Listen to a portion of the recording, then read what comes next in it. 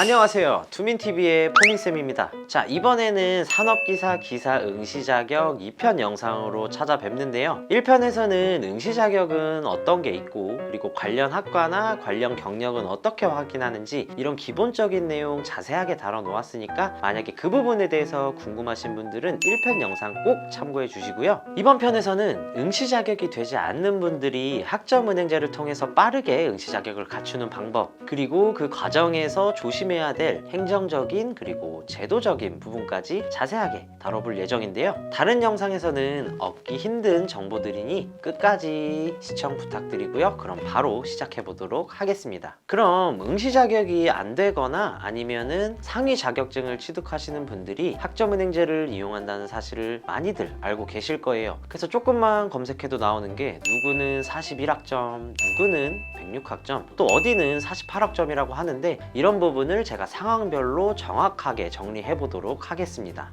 1번, 고졸인데 산업기사나 기사 응시 자격을 갖추고 싶은 경우, 이 경우에는 산업기사는 41학점 그리고 기사는 106학점을 취득해 주시면 됩니다. 2번, 2년제 대학교를 졸업했는데 기사 응시 자격을 얻고 싶은 경우 총 106학점이 필요한데요. 대학교에서 이미 80학점 정도를 이수했기 때문에 추가적으로는 26학점만 진행을 해주시면 됩니다. 3번, 3년제 대학교를 졸업했는데 기사 응시 자격을 갖추고 싶은 경우, 이 경우에도 마찬가지로 총 106학점을 취득해주면 되는데요. 그런데 3년제 대학교는 전적대를 120학점이나 끌고 올 수 있거든요. 그런데 추가적인 조항이 하나가 있어요. 전적대를 제외하고 18학점을 취득해야 된다는 조건 때문에 이 경우에는 18학점만 취득해주시면 됩니다. 4번, 4년제 대학교를 졸업하긴 했는데 관련 전공이 아닌 경우, 이 경우에는 아까 말씀드렸던 것과는 달리 학점을 모아서 응시 자격을 갖추는 게 아니라 새롭게 학위를 취득해서 응시 자격을 갖추게 됩니다. 그래서 산업기사는 36학점을, 기사는 48학점을 취득하시면 응시 자격을 얻으실 수가 있으세요.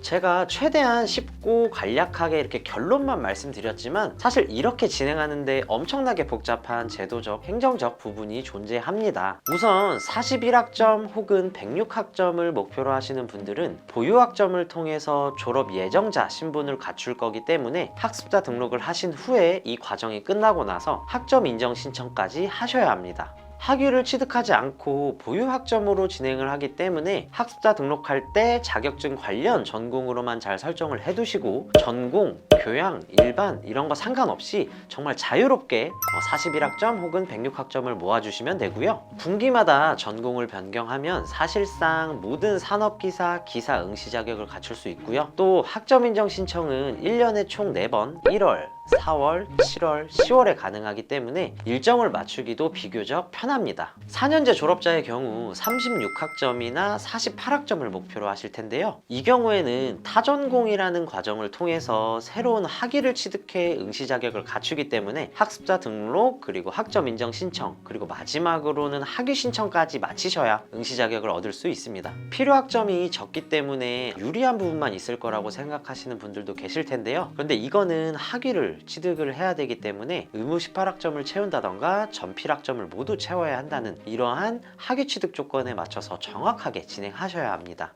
그리고 온라인으로 진행 가능한 전공에 한계가 있기 때문에 아까와는 달리 모든 산업기사나 기사의 응시 자격을 갖출 수는 없고요.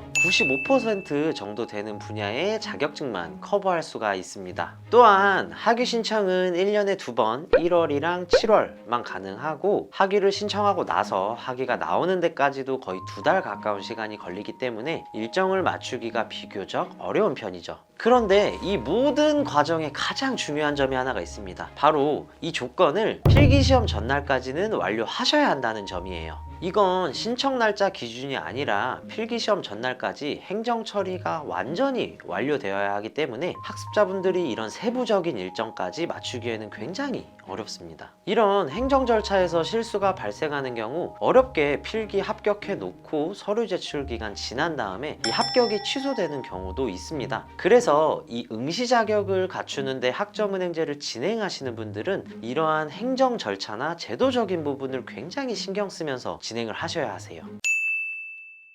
너무 어렵죠? 그래서 응시 자격이 되는지 안 되는지부터 나의 경우에는 응시 자격을 어떻게 빠르게 갖출 수 있는지, 그리고 내가 조심해야 될 행정적인 부분은 무엇인지 궁금하신 분들은 저희 투민TV로 상담을 주시면 저희가 정확하게 판단해서 알려드리도록 하겠습니다.